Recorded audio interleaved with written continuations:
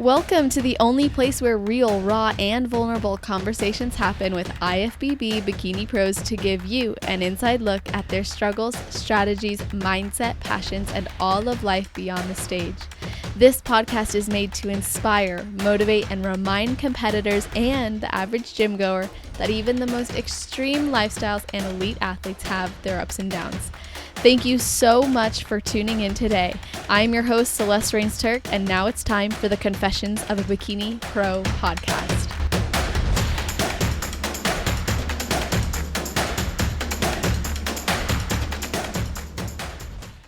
Today, we're speaking with a Fit Body Fusion coach and athlete who competed in 4 regional shows and 7 national shows before earning her pro card at her 8th national show, which was Junior Nationals in 2021. And then she went on to compete in 3 pro shows, and I'm really, really excited to hear about her journey and share it with you guys. So welcome to the show, Jodie Yuncker. How are you doing? I am doing wonderful. I'm just finishing up a day of work, some good client check-ins, some social media graphics for Fit Body Fusion's Instagram page. And now I'm just ready to, share my journey with you guys, share a little bit about me, my coaching style, and help you continue to progress to get to the stage. Yes, I'm so happy that you're so intentional about being on this show. That's awesome. And of course, I got to ask if there is anything you do or think about or a ritual you have right before your heel hits the stage. Right before my heel hits the stage, I honestly just thank God. I thank God for, giving me the opportunity to overcome my eating disorder that I struggled with for 12 years. I praise him for, allowing me to face my battles, to rise up and recover, and to show the world that, skinny is not strong, beautiful, sexy, or healthy. Skinny is definitely something that somebody needs to take seriously. And that even if you think that you have hit rock bottom, you can always overcome and conquer anything that you set your mind to. So one thing I tell myself, as well as all of my clients, is to just believe in themselves. The minute you start believing in yourself and know that you can do it is the minute that you will start transforming. So if you have a goal out there and you set building blocks on top of that goal, start believing in yourself to accomplish those and then start manifesting. I know a lot of people look at me when I say to manifest their goals, but if you speak it into existence, I can guarantee you about 99.9% of the time, it is going to happen. This past year, when I stepped on the stage at Junior Nationals, I just simply thank God for giving me the ability to, enjoy this life, to treat my body with respect, to work out, be able to eat healthy, and to do what I love. And I told him, I've poured my blood, sweat, and tears into this, and whatever happens on stage happens. And sure enough, at finals, I heard my name called off as your newest pro. And I about dropped to the floor because I was like, this is something that, I never thought I would ever experience. And to get to this point in my journey and to become a pro is absolutely incredible. That's amazing. You're so well spoken. Well, thank you. I try. You're welcome. Seriously, that was really cool. I can tell you're so passionate about this, and I love how you've taken your journey and used it to inspire others. And I will be talking to you and want to talk to you about your experience as a coach and working as a coach. But let's go back to that time 4.5 years ago or so when you were weighing only 70 pounds, fearing your life from that eating disorder. Which, you shared in a post, and you just openly talked about how you've really transformed your mindset from can'ts into cans, and you've really implemented manifestation and positivity. So when did you realize that you no longer wanted to live with anorexia and orthorexia? And then how did you take your first step to heal? Yes. So honestly, my eating disorder started off when I was about a freshman in high school. I really started to pick apart how my body looked. I thought that I started to gain the little bit of weight that a typical woman would gain as they're going through puberty. And that freaked me out because I was starting to get just a little love handles on the side of my belly. My weight jumped over 100 pounds. And I started to look to see what my mom ate, and I noticed she would eat very little throughout the day. I was only about 15 pounds away from her, and she had 7 kids. So I was like, whoa, Jodie, you really need to be more cautious about what you're eating, how you're working out, because there is no reason why you should be weighing in more than what your mother weighs after having 7 kids. So that's about how my eating disorder started off. Once I started to, just watch her more, I just started to diminish what I was eating every single day. I would literally get to the point when my eating disorder was at the rock bottom where I was eating like 2 bites of oatmeal in the morning, super watered down. So that way, when my mom was upstairs getting the other kids ready for school, I could literally just throw it down the drain because I was like, she's not going to know. I'm going to say, oh, yeah, mom, I ate that, because I would make noises on my bowl, literally scraping it, acting like I'm cleaning it up. She would pack my lunch pal, put like a sandwich in there, put some type of treat in there, like a little Debbie or like a Rice Krispie treat, or maybe a homemade brownie, some fruit, some granola bars, like a cheese stick, and maybe some like crackers or chips, because I would always do sports after school. So she wanted to make sure I had enough fuel to get throughout the day. And every night I would see what she put into my lunch pail for the next day. And I appreciate her to death for packing my lunch pail. But I honestly feared eating it. I would literally give my lunch away to people at school and be like, hey, you guys want a little Debbie? Or, hey, you guys want these chips? I'm full. I don't really want any more. And then I would literally just eat the lunch meat out of my sandwich and then save like a piece of fruit for later on in the afternoon to have. So that way I would have some energy going into practice. So at that point, by the time, 4 o'clock rolled around in the afternoon, I might have had a mere maybe 300 calories in me, if that, and that's pushing it. I also got to the point where like I feared drinking water. I thought if I would drink more than like 16 ounces of water a day, I would be water loaded and basically be a water buffalo, which I know is definitely not the truth now when I drink well over a gallon of water a day. And it just started to continue to tumble down, tumble down, tumble down. And my parents tried to help me get out of this. And they took me to a counselor. They took me to a dietitian. I was like, guys, I don't know what's wrong with me. There is literally nothing wrong with me. I'm eating. Like, you guys see what I eat at dinner time. You guys make me a huge plate. I have a big glass of milk with it. Plus I had dessert. I don't know why I'm not gaining weight. But little did they know what I was doing behind their backs. Throwing away my lunch, taking just like a bite of my oatmeal in the morning, running anywhere between 12 to 16 miles after school without them knowing, because my dad would work on the road, traveling a lot during the weeks. And at the time, my mom was working full time as well. And she was just gone, or we were running to different sporting events for my other brothers and sisters. So once I graduated high school, my parents were like, Jodie, you just really need to get healthy. Like, we cannot watch you struggle anymore. Enough is enough. You are killing yourself from the inside out without you realizing it. And honestly, I did not realize it at all.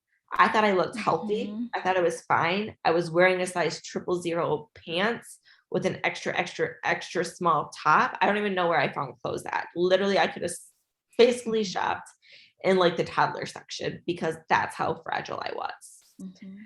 So I went to college. I was in college for about 1.5 years. And then I was just like, you know what? College is not my thing. I don't want to do this. So I stopped going to college. I just worked full time. And then I ended up going back to college because I was like, hey, I want to go for event planning. Went to college, got my degree. My senior year of high school, I was halfway through this, or senior year of college, excuse me. I was halfway through the year, and my parents basically were like, Jodie, you started to get healthy and then you went back downhill. So they gave me the ultimatum. It was actually when I was home for Christmas. They were like, we cannot watch this happen anymore. You're tearing our family apart. You're hurting yourself. And you're honestly not going to live to the age of 21. So right then and there, like, opened my eyes up. I'm like, wow, they really do mean business. If I don't recover, they're right. I am going to die. And I don't want that on me. And I don't want to put that on my family either. So I told them, let me do this on my own. Give me one last chance, and I will show you guys that I can recover. So I honestly just started researching bodybuilding. I went back to college. I typed in bodybuilding.com and I just started researching bodybuilding, how to increase my caloric intake over an extended period of time so I don't just blow up like a balloon like I thought I would. I started to research, how to gradually decrease my cardio and increase my strength training. Getting into the gym more, I was terrified to go into the gym because I could barely lift a 2.5 pound dumbbell up. So, you're walking around your college gym and you got all these big buffy men and they're sitting there leg pressing over 600 pounds and squatting, 300 pounds. And here's this little Jodie girl walking into the gym, terrified for her life, curling 2.5 pound dumbbells and just trying to do a leg extension.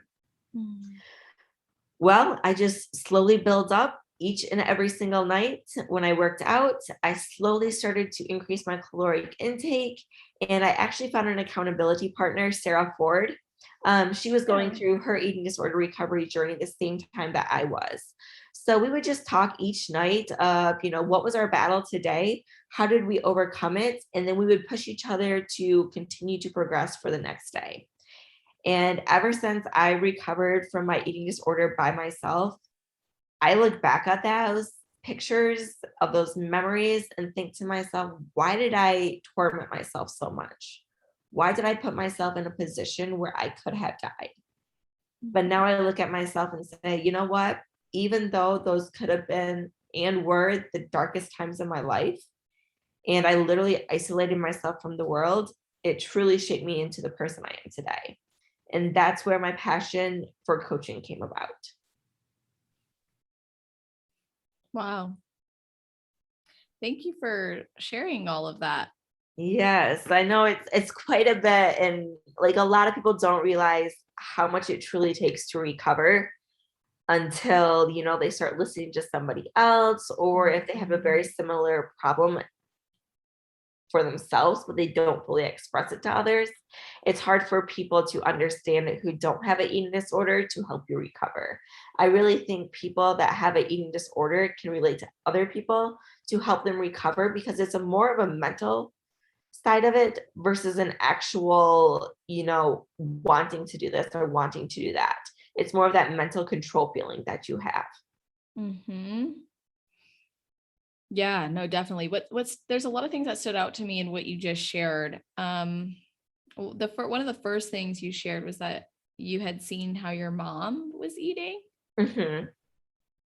Did she know that the way she ate influenced the way you saw yourself and ate as well? She did not realize that until I actually recovered fully. So I would tell her, I'd be like, Mom, I don't know why you think I need to eat more than you when this is what you eat each day. She's like, well, Jodie, you're going through puberty. You need to eat more. You're young. The whole thing of, well, my metabolism is slower because I'm older.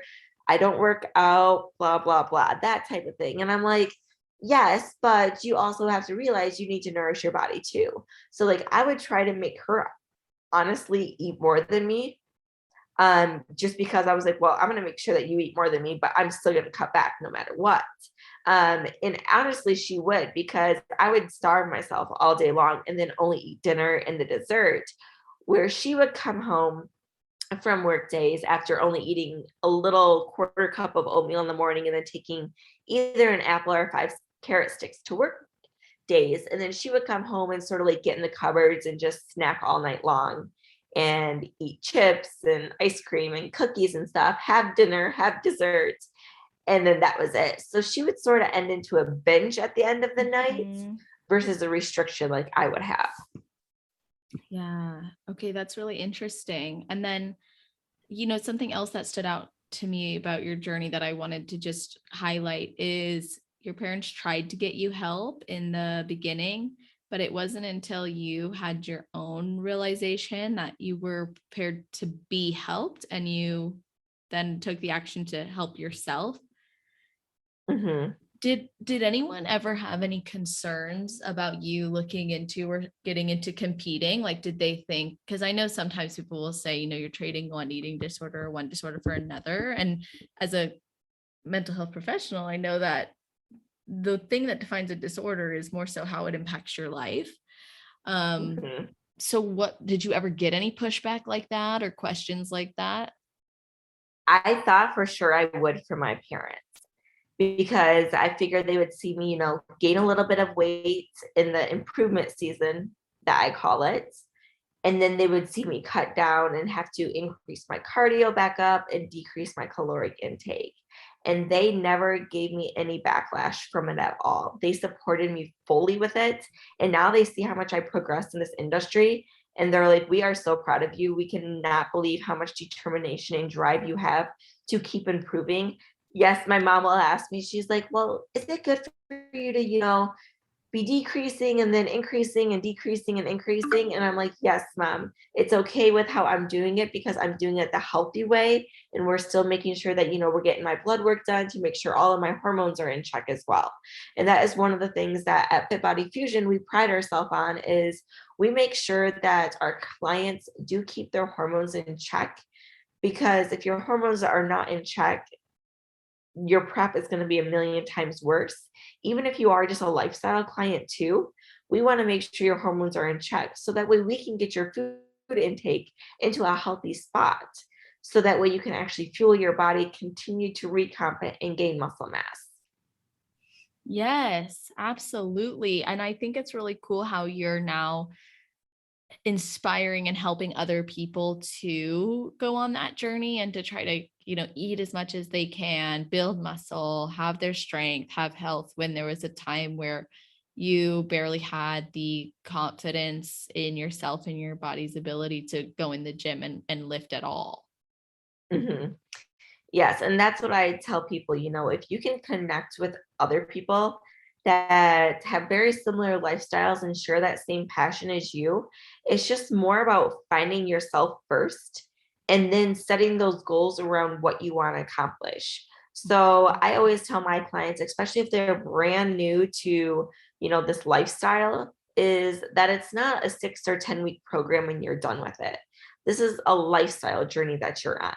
So let's build off the building blocks of the foundation and let's set goals each week to continue to build off of those. So if you're brand new to tracking macros, and let's say you are working out right now, what I want you to focus on is just tracking those macros.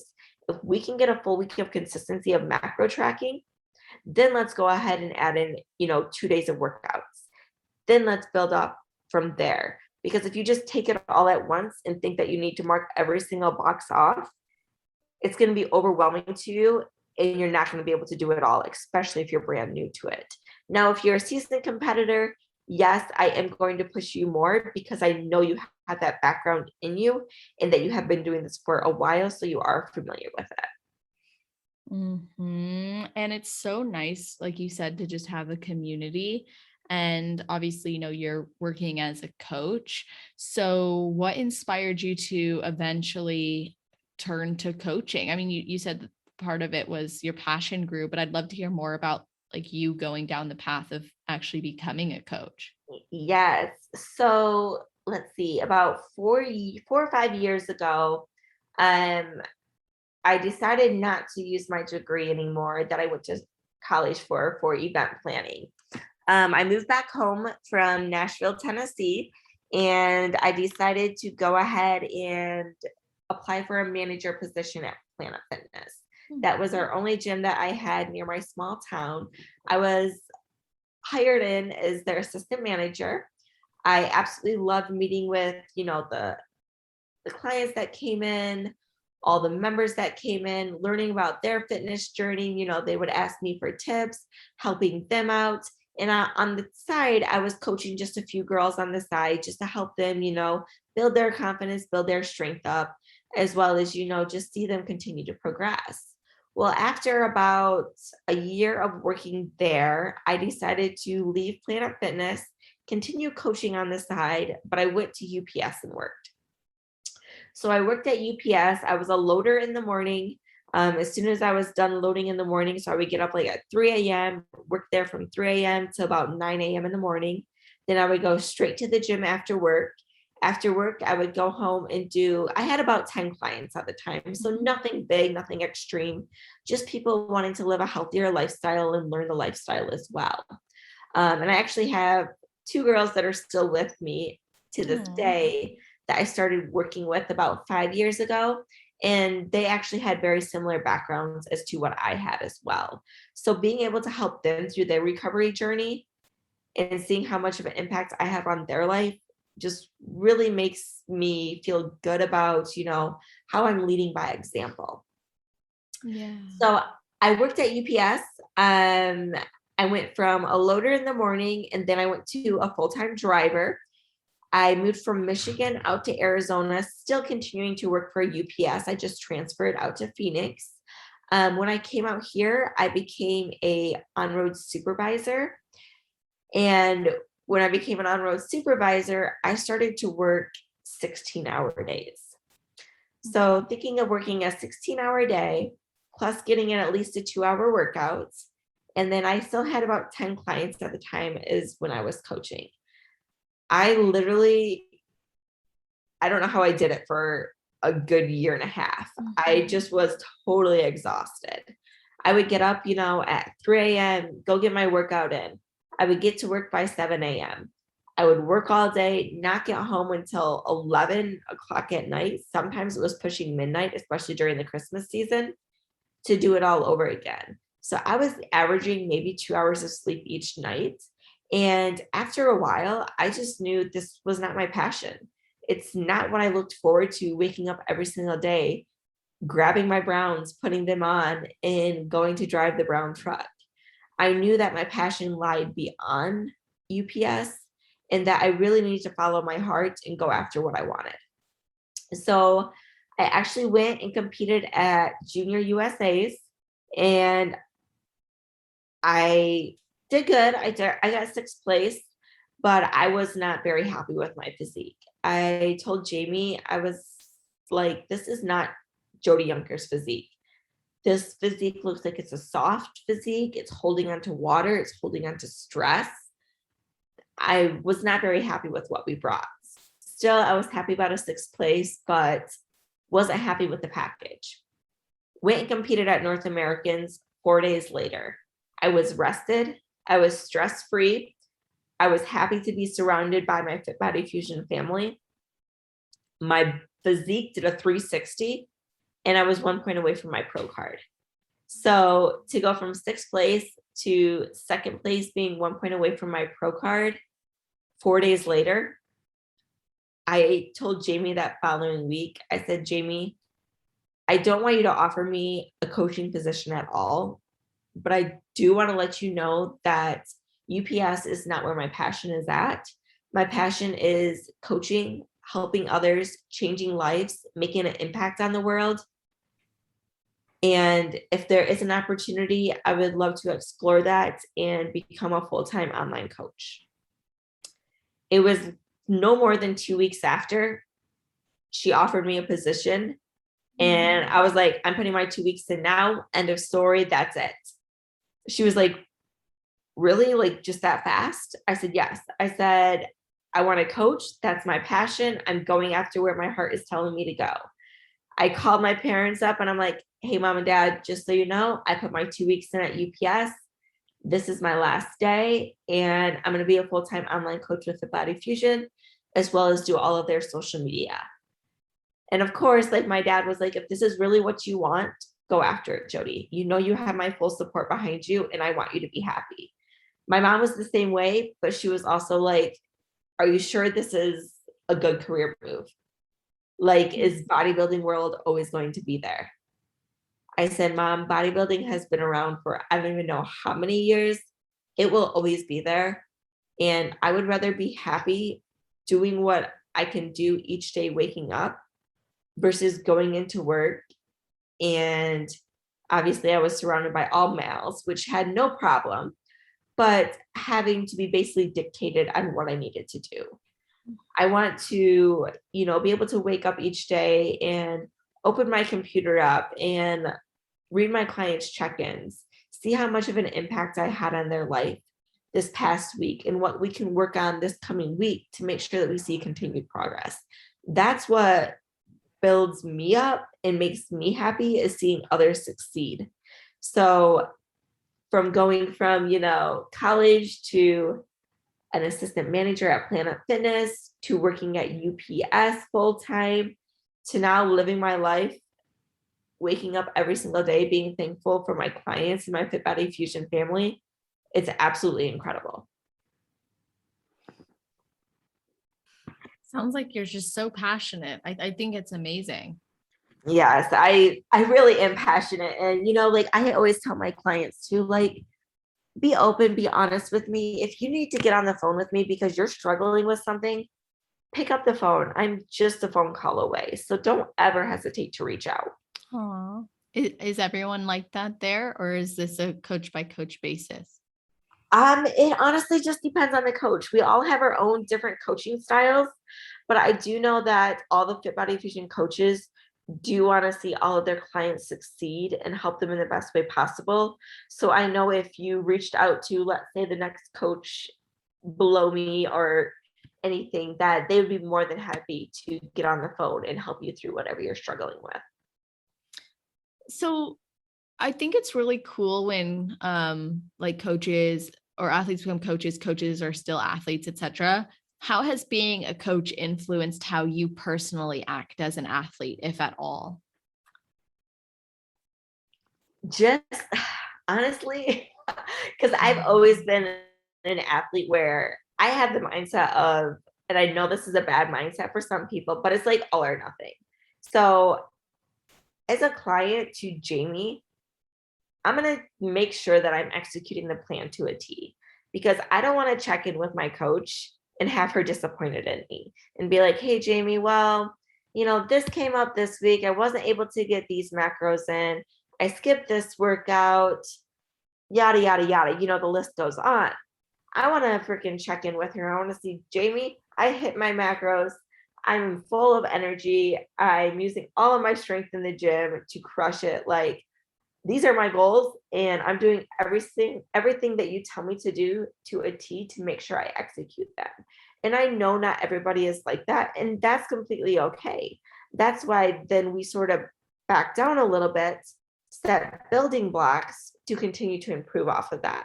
But I always make sure that I can read each one of my clients, because each person has a different personality, and being able to, listen in on their personality to see what works for them. And that coaching style is going to help me as a coach as well as an athlete, because if somebody does something different than how I might perceive it or go about it, I could try it their way that they're doing it to see if that would help me to progress more too. Definitely. And I think the more clients that you work with, and I'm sure you would attest to this, at least it's true for me too, but the more people I work with, the more it is driven home how different everybody is and what people's needs are. And meeting people where they're at is just so important. And I think a lot of coaches expect so much from their clients before actually figuring out where is this client starting and what's a realistic expectation that we can both have for each other to be better and to progress. Exactly. And, looking at their lifestyle too, what hours are they working each day? How much time do they have to meal prep throughout the week? Can they dedicate an hour 5 days a week to the gym, or do they need to only go 3 days a week to the gym because they have a stressful job and we don't want to add more stress onto their body with over exercising? So being able to talk about each one of those things, it really does make an impact on the client, and even being able to relate to them too. So, if they're going through a struggle and you're like, oh yeah, I went through that. This is how I coped with it. Why don't you try this out? Let's see how this works. If it doesn't work, we'll reevaluate it and try a different approach. Yeah. And do you find that this is true even with competitor clients? Like if they say, oh, I only have 3 days a week, are you going to take them on as a competitor client? I will, but I will also tell them that it would be nice to at least squeeze a fourth day of working out in there, So what can we do to make sure that we can get all of our workouts in, but as well as recover?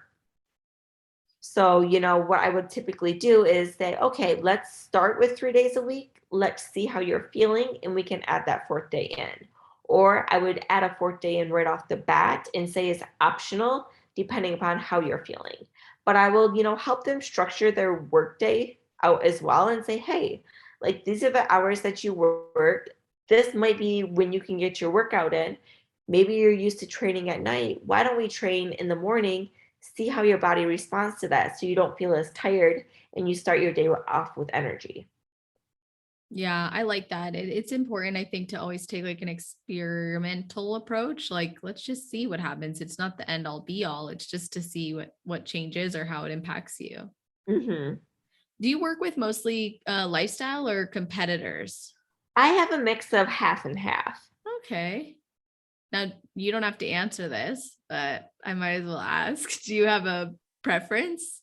I honestly don't have a preference. I like both because a lot of times, even if they are a lifestyle clients, I can just sort of pick their brain and be like, hey, what do you think about maybe stepping on the stage once just to see what your thoughts are of it? And then I'll tell them, like, hey, I thought I was only going to step on the stage once and be a one and done. I absolutely fell in love with the sport. So, I mean, it wouldn't hurt for us to try it just to see what you think. And if you absolutely hate it, we won't do it again. But I've had quite a few of my lifestyle clients want to go ahead and compete now. So I think once people learn the lifestyle and see what they are capable of, that gives them that extra driving factor to say, okay, I'm capable of more than what I thought I was. Let's go ahead and add that next goal onto it. Yeah, and I think more people would benefit from living the lifestyle for, a few months at least before committing to competing. Yes, because it's definitely not a 16 to 20 week prep and you're done. You have to make this a lifestyle. Mhm. Even if you are a lifestyle client, it's the lifestyle. So learning foods that sit right with your digestion, how your body feels after each meal that you eat, what foods are you fueling it with, moving your body, all those little things do add up to that bigger picture. And once you can learn the basics, that's when everything just becomes ritual for you. So what do you think is the difference, or maybe what's your approach to lifestyle versus competing? Like, what expectations change for you as a coach? I don't have any expectations that change for me as a coach. Now, I will say most of my athletes are a little bit more driven or have their routine down pat versus my lifestyle clients, where some of my lifestyle clients, like they might have never tracked macros before. They might only do cardio for their working out.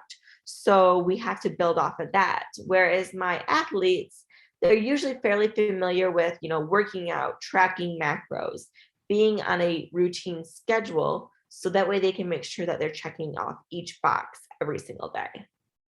Yeah, I like that. At the end of the day, it's about, do you have routine and do you have consistency? Yes, and I say the routine is the number one thing. If you just are on that schedule and can get that down pat, that's going to make a big difference in how your body is going to respond, especially making sure that you're getting in good quality sleep each night. Because if you're only getting in, let's say maybe 4 or 5 hours, your body is not going to recover and your ghrelin levels are going to be out of whack as well. So you might be eating barely any calories, but you could be super hungry or not hungry at Mhm. all. And that's just because your sleep rhythm is out of whack. Yes. And then from a psychological perspective, like what I see is people will say, oh, my macros dropped and I'm hungry. And it's like, then you're like, well, how much did your macros actually drop by? And they're like, oh, it's the amount of a rice cake. And then you're like, I'm actually not that hungry. I just, because I perceived a macro drop as making me hungry, suddenly I felt it. And it's like, that's psychological, not Exactly. It's like, oh, physiological. it was only 40 calories. Like, that shouldn't make that big of a difference. Right. It's like, so there's so many things that we, I think, preconceive And it's important that when we have that routine, I think that's what can protect us a lot from some of those things, obviously in conjunction with like really focusing our mindset. But yeah, routine is so important for everybody. Like I genuinely believe that all people need routine, because if we don't set, honestly, let me just say like this, if we don't set our own routine, a routine will be set for us. And a lot of times that can look like waking up with social media or the news, or talking with people you don't really want to talk to or have negative energy, skipping, It like it doesn't align with what you truly want. right. It's like, so if your routine's going to be chosen for you, why not just make it yourself? And it's something that, would help manifest what you really want to become. Yes, I could not agree more with that. We're going to have a fun hike. Yes, we are. I cannot wait for it. I'm so glad that I found out you live in Arizona now. So just be prepared for all the hikes. I know. It's going to be awesome. Once we're both back into improvement season, we can do hike and then post sushi hike. So oh my God, I don't eat sushi, but what? But I'll do whatever else you want to do. I'll do chips and salsa. Okay. I cannot believe you don't eat sushi. Oh my gosh, girl, you're missing out. That's what everybody says. And I tried it a few years ago. And I honestly gagged and I was like, I can't do it. I just can't. Well, I will say, do you like Mexican food? Yeah. Okay, there's this place just down the road from me that Aaron and I went to a couple weeks ago, and it has a chimichanga roll. Wow. You would not even guess that it was sushi at all. It tastes just like a chimichanga, and it has the spice and like the cheese sauce and everything. So we can go there. You can get the chimichanga roll, and I'll even bring some chips and salsa for you on the side. Why wouldn't I just go get a chimichanga? Oh my God, we're totally off track. Whoops. I love it. Okay, where were we? Okay, let me ask you this question, Jodie. What are some things you wish more people knew before getting into competing? Ooh. Well, there is quite a list for this one, but I'll limit it. I wish they knew, first off, definitely research how much it costs. You can definitely say like, hey, I want to compete, but if your financials are not in the right spot to compete, I suggest to wait. Make sure that your hormones are in check. If your hormones are not in check, there's no reason to push a competition because the stage will always be there. Get your hormones in check first. Another thing is make sure you're barely doing any cardio before you start prep. Cardio is going to help send that shock to your body before you just start a prep. And one other thing, so my list isn't too long, is make sure you're eating enough. You cannot start a prep off at 1,200 calories. You need to be eating at least, I tell my clients, at least 1,700 to 1,800 calories before I just start you off at a prep. We need some room to actually work with. Most of the time, I like to start carb cycling my clients when we start prep to see how their body responds to that, especially to keep their higher carb days replenishing their glycogen cells. Because if we completely just slash their calories right away, they're going to be dead by the time, the end of prep comes, and they'll be super tired. So making gradual decreases. And I do want to let people know, like, hey, you're in prep. You are going to get hungry. You are going to be fatigued. You're going to be tired.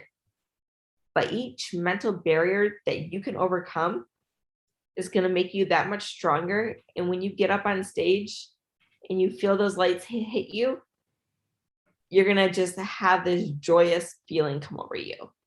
So make sure all of those are in line first and then get on stage. Like I said, the stage will always be there, but really make sure that you know the ins and outs of prep before starting a prep. Ooh, yeah, I like that. And I think listening to podcasts like this or talking to coaches, like interviewing or talking to other athletes helps. And something, that I also liked about what you said is emphasizing like your starting point and making sure things are good. So your tank is fuller, and also being prepared for some of the demands that come. And I think it's easy for us to look back, especially as competitors, but even just in life, but we can look back and see that a lot of dark times we went through, like what you were talking about earlier, made us the person we are today. But sometimes it's difficult when we're in the darkness or we're in the struggle or we're in the challenge to see that, you know, it's actually better on the other side. We're going to be a better person, stronger. It's going to be worth it. And I was hoping you might be able to share what are some things you do day to day to support your mindset and success when you are struggling or in the struggle. Yes. So if I am ever struggling, and I know we can all struggle when we're in improvement season, seeing the scale go up, seeing our clothes fit a little bit tighter, not seeing all the shredded lines that we're used to seeing when we're in prep. I know that can play a mental barrier to everybody, no matter what.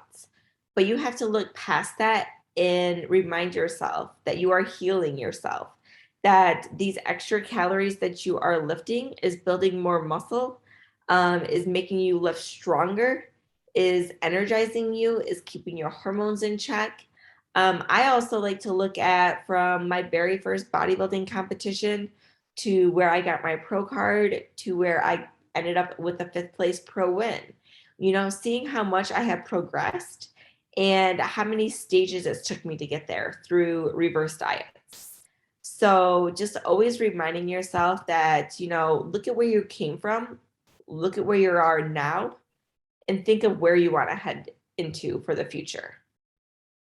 Yeah, I like that. I like the reflection too, and seeing how far you've come. And even if you're a new competitor, I think you can still reflect on the fact that you're even considering competing. Like that's obviously a sign of some sort of growth or confidence. And I just really like that. And I do want to talk about your journey. But let me just touch on what you just said, because you have put on a lot of muscle since 2019. I was hoping you could share what you think has contributed to your growth and what are some things that you do in the gym to really maximize your results from your training sessions. Yes. So I will say, don't be afraid to eat. So many people are afraid to eat. And if you're afraid to eat and afraid to increase your caloric intake, it's going to be hard for you to grow. You can grow at maintenance, but you cannot grow in a deficit. So being able to eat in a caloric surplus is going to help you lift stronger at the gym as well, which in turn is going to help you build muscle. So don't be afraid to get uncomfortable. When you're at the gym, don't just go through the movements. Really focus on the contraction. So, slowing down each movement, each rep that you're doing to really focus on the contraction and the muscle that you're actually working, doing time under tempo, holding the contraction for, 2 seconds with a slow release, working up to your 1 rep max, adding in a drop set. If you don't feel a muscle activating, place your hand on the muscle that you should be working and go through the exercise like that to try to find that engagement. So just those little tactics of don't being afraid to get uncomfortable, eating in a surplus, and working hard in the gym with minimal rest times, executing the plan that your coach puts forward, and just reminding yourself that you can continue to keep progressing. It might take a year, it might take 4 years. But if you continue to wake up day in and day out, believing in yourself that you can do it, and rising up saying, all right, today I'm going to go ahead and set this intention in the gym and I'm going to accomplish it no matter what it takes. That's when you'll see the results week after week. Amazing. Thank you. Those are really great tactics. Yes. That was awesome. And I think too, like your results speak for themselves. So it can be difficult to not want to go through the motions, especially as you, I think, get more tired or exhausted in your prep. But when you have like that intentionality and you train that intentionality, like I know for me, I didn't always have that. And it wasn't, I would say really like prepping through COVID got me even more intentional. And then after that, it was like, back in the gym and you're just so happy to be touching weights. It was like, it just changed me and I became way more intentional. And now I know when I'm not being, because I've experienced it when I am, and I'm like, holy crap, get it together. But it's Right. true. Like it You makes just sit down for a little bit and you're like, all right, take a breather, refocus. You got this. You're a badass. Let's go. I'm like, I came to the gym and my mind went somewhere else for a sec. So let's just bring it back. But I do love that about working out, because like usually like when you are working out with so much intention, that's the only place your mind can be. Yes. And I always tell people, I myself do this, is turn your phone on, do not disturb when you're working out. Yeah. When you're into the gym for an hour, hour and a half each day, that's your time to just focus and concentrate on yourself. Turn off all the outside world distractions. Turn them off. That can wait an hour and a half until you're done with what you're focusing on right now. Yes, absolutely. I don't see why we couldn't set aside at least an hour for ourselves when we're usually giving so much to everything else. Yes. So let's go through your competition journey, because you've done a lot of shows. You started hitting the national stage with Junior USA's, getting 8th place, 2nd at North Americans, then 3rd at Universe, 6th at Nationals. Then you came back in 2021. You won your pro card at Junior Nationals. So talk to us about each of these shows and the regional shows between them, and how you evolved with feedback and what you did to eventually win your pro card. Yes. So most of the time it was just coming a hair leaner. So we would go back to the drawing board, come in a hair leaner, see what the judges were there. I mean, the competition I was going up there, it was tough competition. I'm not gonna lie, like I would look at some of these girls backstage and I'd be like, there's no way I'm gonna be able to beat them out, you know. I'm like, they got so much more on me than what I have. And it's hard, is like when you're in deep in prep and you see yourself every day, you're like, man, I just don't look as good as what I want to look. You know, we start picking ourselves apart. But when you're like, no, I've progressed. I'm not going to compare myself to these girls backstage. I'm going to get up on stage. I'm going to show the judges what I've been working on and go from there. Whatever they tell me, I will take the feedback and I will execute it. So after, I think I did what, 3 or 4 shows the year before last, because now we're in 2022. Before I went and competed at Battle in the Desert, which was just totally on a whim. Jamie called me up after I sent her my check-in 2 days before the show. She was like, hey, Jodie, what do you think about making one more good luck for our social media? I was like, yeah, I can do that. No problem. Like, who is it? She's like, you. I'm like, you're crazy, Jamie. I said, we're not even in prep right now. Like, you want me to go compete at this show in 2 days and we're not even doing a peak week? She's like, yeah, I want you to go get the overall. So that way you have an overall underneath of you before you get your pro card. I'm like, all right, let's do it. Why not? So packed my bag up that night, went down to Texas, competed at Battle in the Desert. Night before the show, she's like, hey, Jodie, what do you think about dyeing your hair to like a dark brown? The night before? Yes. At the time, mind you not, I'm like this little Barbie blonde girl, literally hideous. I look back at my pictures and I'm like, who told me to do blonde hair? That was a big mistake. Wait, what's your natural hair color? It's like a dirty dishwater blonde. So definitely not like the Barbie blonde, but okay. So I was like, okay, why not? Hey, Angela, let's go to Sally's. Let's go get the hair dye and we'll just dye my hair at 9:00 at night. No big deal. So we dyed my hair that night, got up on stage the next day, took the first overall win, absolutely felt amazing. I was like, Jamie, thank you for telling me to just pack my bags and get on the flight to go to Texas. It's an absolutely amazing experience. I can't thank you enough. Got the overall win. And then we just went back to the drawing board, went and hit a couple more national stages that year, was right there to get my pro card, just couldn't quite snag it. So then we went back into improvement season. You know, we knew that we were there, but we didn't know if we had enough to actually be competitive on the pro stage once I did get my pro card the year before last. So we were actually glad we didn't get my pro card. We went back, we focused on building my upper body up some more, because that was mainly the concern of the judges, is that she needed a little bit more upper body. My glutes were great, my legs were great, my posing was perfect. Nothing hard to fix. So we just went back to reversing, worked on building those shoulders and that back up to add some more depth to it. Hit junior USAs in 2021. I was originally shooting for junior nationals, decided to jump into junior USAs again 3 days out from the show. Jamie always throws these surprises, so it didn't surprise me. I was just like, oh, yep, let's go ahead, let's go. So went and competed at junior USAs. I ended up taking second in my class. It's only the first place that gets to go out for the pro card. So I took second in my class.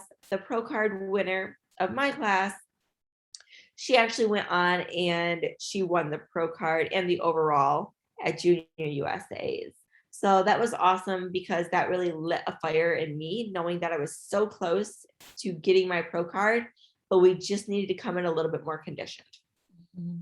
So we had about 5 weeks to tighten things up, come into junior nationals, spot on, earn my pro card. And it was absolutely an amazing show. I felt like I was on the Olympia stage. So I was like, okay, I'm getting a little teaser for when I do get to the Olympia stage of what it will feel like. So that was an absolute memory I'll never forget. From there, I went on to do my pro debut at Legends, which is a muscle contest show. I placed 6th there. I was like, okay, like I'm up against some top Olympians right now, and I got 6th place. I will definitely take that, and I cannot wait to keep improving and continuing to get up against them to see what we can keep bringing. About 3 weeks later, competed at Battle in the Desert. I took another 6th place finish there. So 2 top 10s, so close to breaking into that 5th place finish. And we're like, all right, let's do one more show. Why not? I'm like, we're going to get 5th place, Jamie, at this show. We went to Puerto Vallarta in Mexico. And once I got off the stage from prejudging, we were like, ooh, it's right there between 6th and 5th place. We weren't quite sure what I was going to get. So I told Jamie, I said, Jamie, it's going to be a 5th place, because I cannot end my season with 666 for my pro wins. Mm-hmm. I said, that would just not be a lucky number. We would have to go do another pro show if that happened. So I ended up getting 5th place as my last pro show of 2021. I both looked at each other and we said, all right, we ended on a great note. Let's go into improvement season. Let's get improving for the 2022 season. And we are about ready to start my competition season off here at the end of March. Woo! How exciting. I'm like, let's go. Let's get the game on the road. What show? Can you tell us? We are potentially looking at doing Bermuda. Oh, wow. You want to travel? Yes. I'm like, you know what? Angela is actually going to do Bermuda as well to make her wellness pro debut. That's so exciting. She asked me, she's like, Jodie, do you want to go to Bermuda with me? I'm like, well, yeah, why wouldn't I want to? So I was like, well, let me look into it. Let me look at the dates. And I'm like, well, why don't I just go ahead and compete as well if I'm going to go? So I'm going to go ahead and plan on doing that show. We actually have about 5 other athletes, master athletes, that will be doing that show. Aaron's going to come to that show as well. Jamie and Greg are both going to be coming. So it's going to be a really great weekend. I'm looking forward to it. That's awesome. Very exciting. So what's your goal this year? I go big. So I said, my goal is to get to the Olympia stage. If I don't get there, you know what? It's okay. There's plenty more years left in my competing seasons. So my goal right now is to get to the Olympia stage, whether that be with a pro win or getting there by points. If it doesn't happen this year, you know what? We're getting no one in the pro league. We're going to continue to build off of it, and we'll keep aiming for it in the future years to come. Love it. Well, I think that is awesome. I love your goals. I love that you dream big. And how did your pro experience compare to what you expected? It was amazing. I mean, just talking to all the pros backstage, which I already knew quite a few of them. Like I followed them. I never really interacted with them like one-on-one, but just everybody backstage at that pro level is super supportive. There was actually quite a few girls that competed at junior nationals with me that was at a couple of my shows, that also earned their pro card this year, or I guess in 2021. We're in 2022 now. But just, talking with them, hearing about their journeys, supporting one another, talking to them through social media and supporting each other through social media as well. Like that is a huge platform to connect with other athletes. Being able to connect with them and then meet them in person, it just makes that show weekend super special. Yeah, truly. This community is so awesome.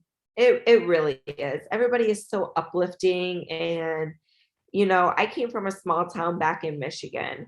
Not many people knew of bodybuilding or why I did what I did as far as, weighing my food out, going to the gym basically every day and living that type of lifestyle. And now that I come out to Arizona and I'm living, there's so much hype out here about it. And being able to work with my clients on it as well and just like have that hype around me, it just makes a world of difference versus people that are like, why are you living this lifestyle? Like, don't you want to go out and have fun? I'm like, bodybuilding is fun. You have to understand.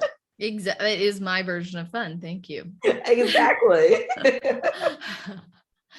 Yeah, I get that. And it's nice when you find other people, but like everybody has a community they could belong to. Like some people like things that I have no interest in, and that's good that they know people who do. Exactly. I couldn't agree more. If you can find your niche and that's what you enjoy, I support you 100%.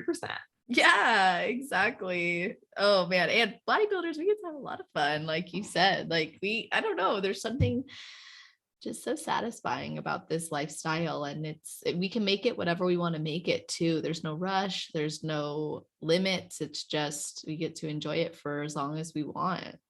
Yes. So what is the feedback you're working off of now to achieve the goals that you've got set? Right now, my feedback was to just grow my upper glute.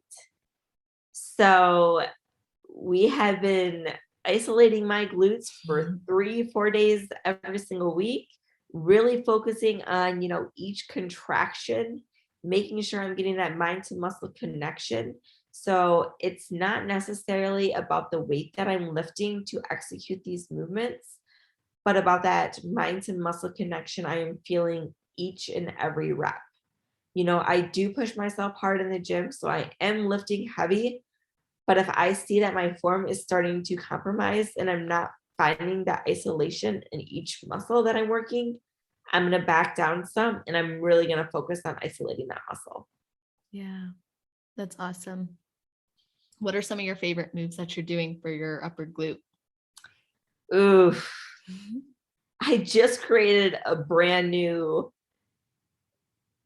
glute isolation and big back energy workout. I did it for the first time last week and I wrote it out. I'm like, okay, this isn't going to be too bad. It's going to be great activation. I literally was sore 3 days after I did that workout. So just a forewarning to all my clients and future clients, if you get that workout in your program, it's going to be brutal, but I will definitely say like I love doing glute kickbacks, doing Bulgarian split squats, but you have to be careful with how your feet positioning is. So making sure that your feet positioning is proper so you're activating your glute versus activating your quads is going to be key. Mm-hmm. As well as, of course, the ultimatum, hip thrust. That's always a must. You got to throw that in there. But I love also abductions. So leaning forward with them and raising your butt off, as well as leaning backwards with them and keeping your butt on the seat. That just activates 2 different parts of your glutes. I love it. I think a lot of times bikini girls will get flack for like the way they train glutes. But I say the uglier, the better. Yeah. And also like sometimes the weirder, the better. Yes. People are like, I know a couple of my clients were like, I'm not going to do that move in my gym. I'm like, You're going to do it. Well, if you want to grow your glutes, you are. Oh my God. There are some things that I was like, it is so good that I've been at this gym since it opened, because not the one I'm at now, but before, because there were things that I would do that I was like, I can't believe I'm doing this at the gym. But because it's just like to hit our glutes, we'll do like, reverse hip extension, off the back extension equipment. And it looks ridiculous to other people. They're like, you have no idea how to use, like, you're supposed to be doing a back extension. You're like, no, you don't understand. Like, and then you're holding a dumbbell with your feet and you're like, yeah. Anyway, thank you for sharing your favorite exercises for that. Is there anything I didn't ask you before I ask you for your best advice that you wish that I would have asked? Oh, not that I can think of. I think we covered a lot, and I know people are probably like, "Oh my gosh, this is such a long episode." But if you guys ever want to talk to me more, definitely reach out. Long but worth it. So thank you so Yes. much for your time. I would like to end the episode with two different things. One is, what is your best advice for people who have never competed before but would like to? And then your best advice for the girls on their road to pro. If you have never competed before and you would like to, I just want you to go up there and have fun. Don't worry about the other competitors that are at your show, who you're going to be going up against. Focus on what you're bringing, how far you came along in your journey, and just go out there and shine. There's nothing to hold back. You've improved on the person that you were the day before, 2 years ago, 3 years ago, and now you're doing something that many people think or would never do. So you're doing something that is taking you that step further and bringing more confidence out in yourself. So like I said, it's all about having fun. Yes, we all want to go, we all want to win, but if you can have fun in the process, that means more than anything. Yeah. And then what was that other question that you asked me as well? The girl on her road to pro. Best advice. Keep going after it. Don't ever stop. I was 6 national shows deep last year, points away from earning my pro card. And do you think I ever let up the gas once? No. So keep going. Keep taking the judges' feedback after every single show to keep improving. And you will get your pro card eventually. Never, ever give up. You could get it on your first national show, or you could do 20 national shows. But as long as you keep showing up and improving, you will achieve. Beautiful advice. And I've loved everything that you've shared throughout this episode. I've had a lot of fun talking to you too. And I want other people to be able to connect with you. So how can they find you online, connect with you, and even inquire about working with you? Yes. So you guys can definitely connect with me through my Instagram channel. It is Jodie J Fit _ IFBB Pro. So make sure to give me a follow on there.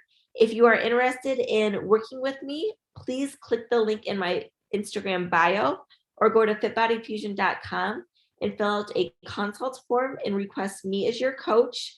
And I also have some more exciting news as well, because so many people have been asking Erin and I to do a YouTube channel.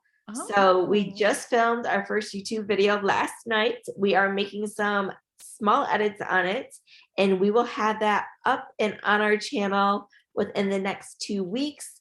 So make sure to pay attention on my Instagram, as I will be announcing that very, very soon on when it is live. And I will say right now that by the time that they hear this, it'll probably be live. So perfect. Like this will be like second week of February, I think. So yeah, I'm excited that you already will have that. So definitely send me the link directly once it's up and ready, because then I can put that in the show notes page. And to everybody listening, everything that she just mentioned will be in the show notes page, along with full summary of the episode, the topics covered in the episode, so you can see what you're getting yourself into, as well as full episode timestamps, meaning that if there was something you want to go back in here, just look at the episode timestamps. You'll know exactly when we talked about it.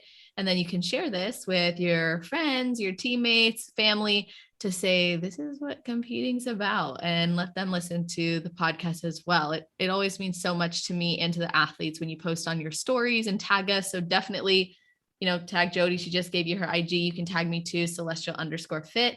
We love to see it. And I love to see all the podcast love you guys have. It inspires me to keep going week after week. And Jodie, thank you so much for your time today.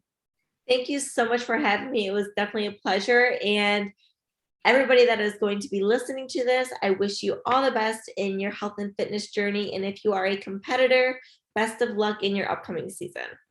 Aw, that is so nice. Thank you for saying that. And to everybody listening, I hope you have an amazing rest of your day, night, or morning, wherever you are in the world.